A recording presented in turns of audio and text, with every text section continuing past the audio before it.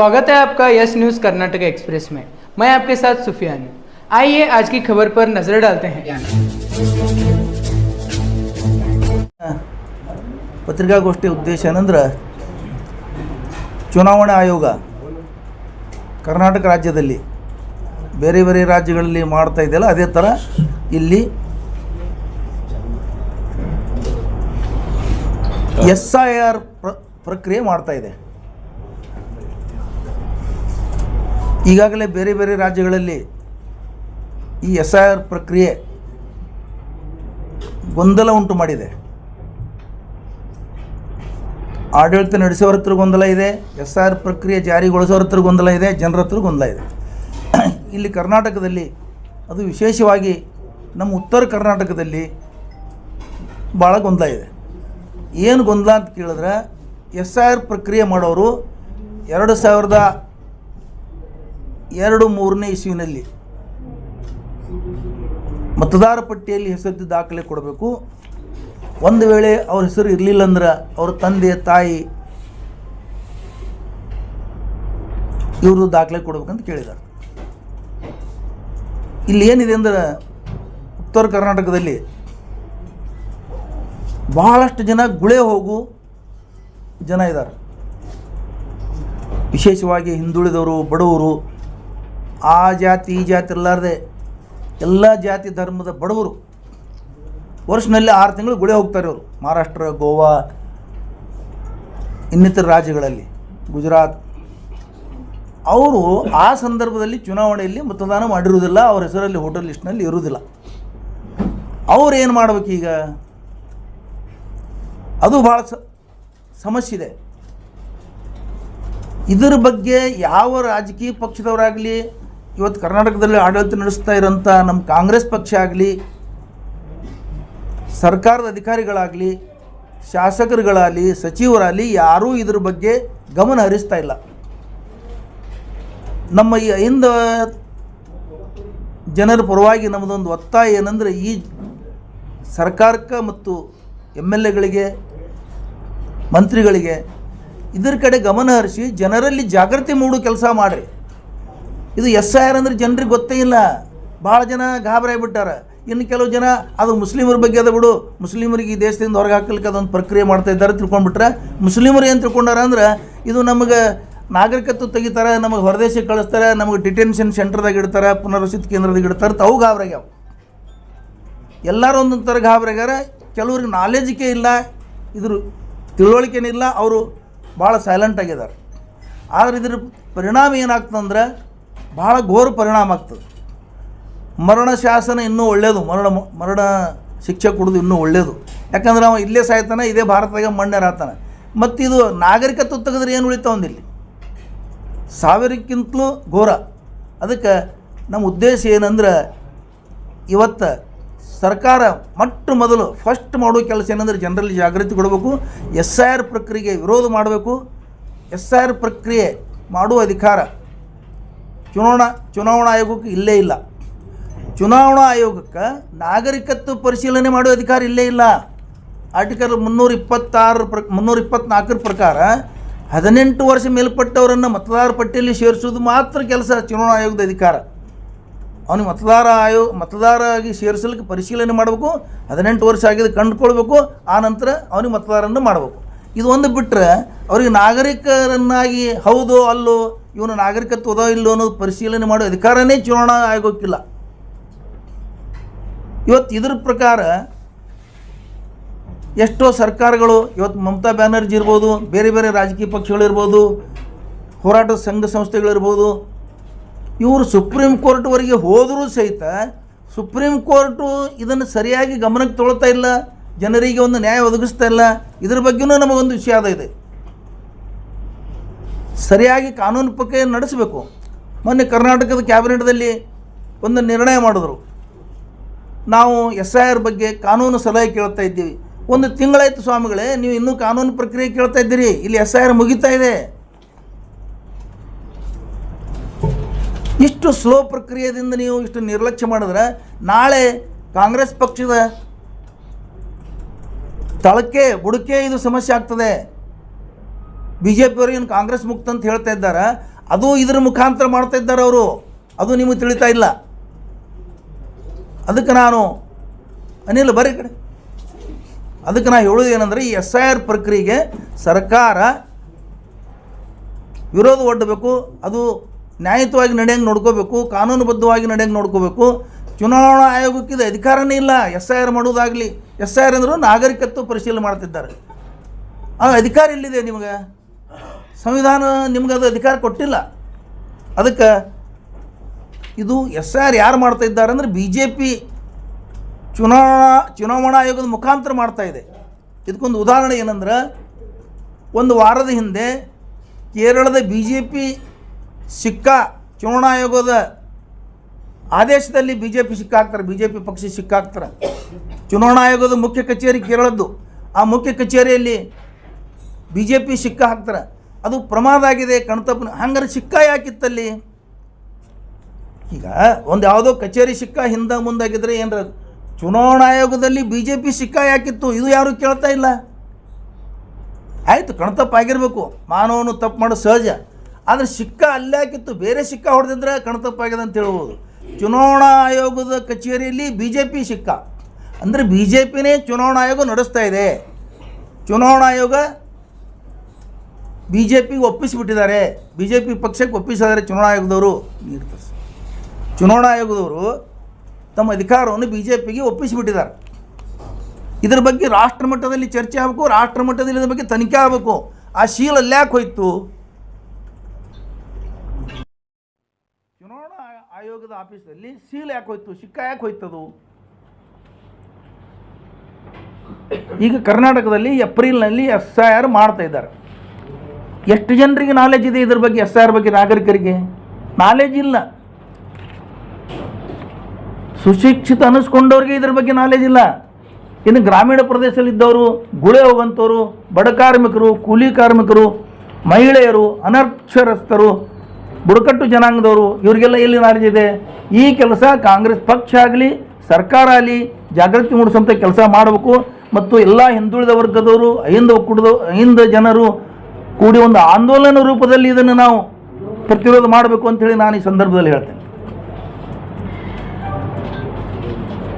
ಇದು SIR ಅಂದರೆ ಒಂದು ಮೋಸದ ಪ್ರಕ್ರಿಯೆ. ಅದು ಏನು ಮೋಸ ಅಂದರೆ, ಹಿಂದೊಮ್ಮೆ NRC, NPC, NPA, CAA ಮಾಡಿದರು. ಅದನ್ನು ಜನರಿಗೆ ತ್ರಾಸ ಕೊಡೋಕೆ ಮಾಡಿದ್ರು. ಇದನ್ನು ಇಂಡೈರೆಕ್ಟಾಗಿ SIR ಮುಖಾಂತರ ಇದನ್ನು ಜಾರಿಗೊಳಿಸಲಿಕ್ಕೆ BJP ಸರ್ಕಾರ ಪ್ರಯತ್ನ ಮಾಡ್ತಾ ಇದೆ. ಇದ್ರ ಬಗ್ಗೆನೂ ನಾವು ಜಾಗೃತಿ ಮೂಡಿಸ್ಬೇಕು ಜನರಲ್ಲಿ.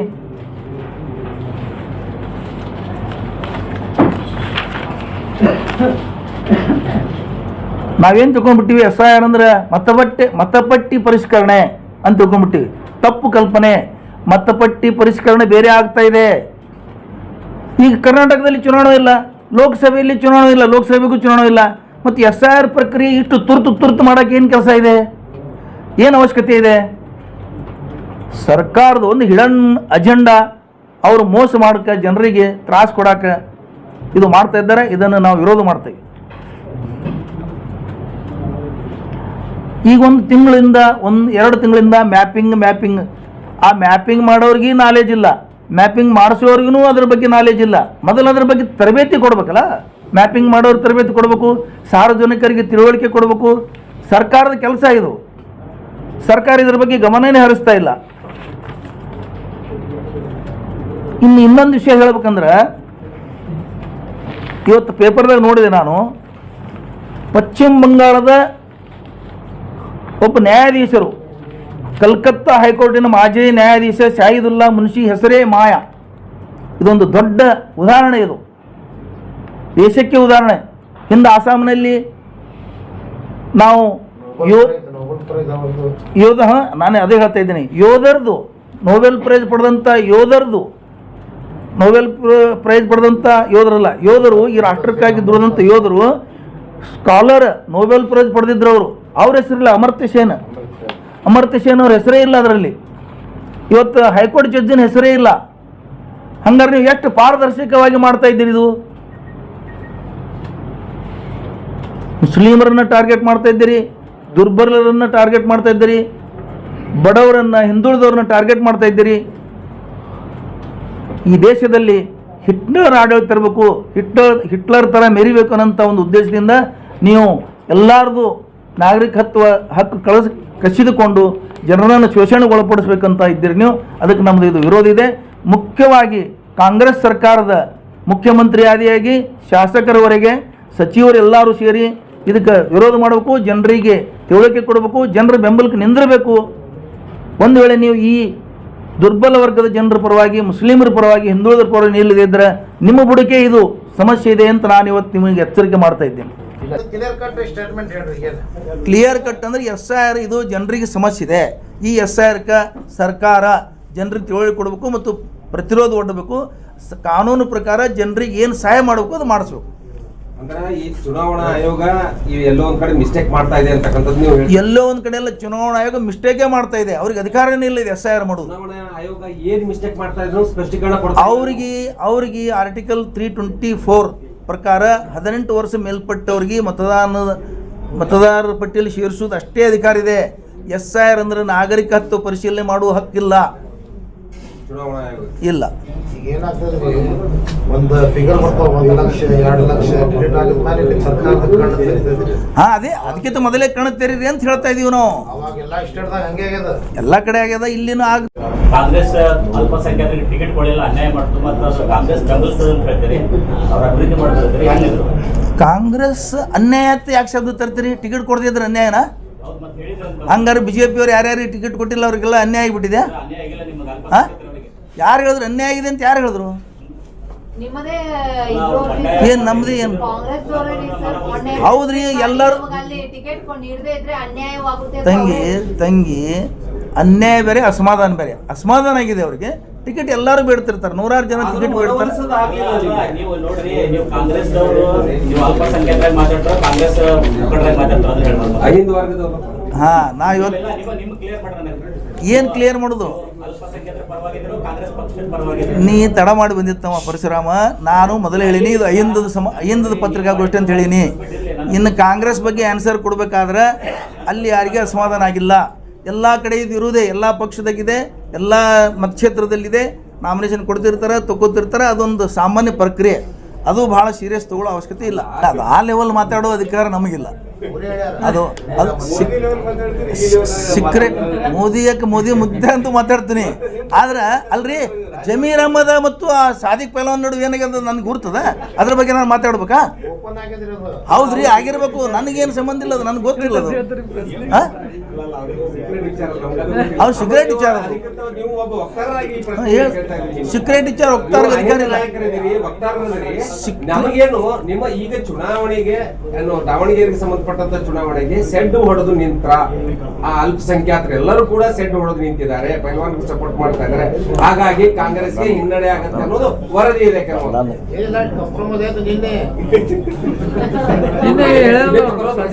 ಕಾಂಪ್ರಮೈಸ್ ಆಗಿ ತಿರುಗಿ ರಾಜ್ಯ ತುಂಬ ಎಲ್ಲ ಆಗ್ಯದಪ್ಪ ಅಣ್ಣ, ಎಲ್ಲ ಆಗ್ಯದ. ನಾಮಪತ್ರ ಉಳಿಲಿ ಬಿಡ್ರಿ, ಏನಾಗೋದು? ನಿಮಗ ಮಾಧ್ಯಮದವ್ರಿಗೆ ದಾವಣಗೆರೆ ಒಂದೇ ಕಾಣದ, ಇಡೀ ರಾಷ್ಟ್ರ ತುಂಬ ಹಿಂಗೆ ನಡೀತಾವ, ಎಲ್ಲ ನಡೆಯದೇ ಅದೆಲ್ಲ.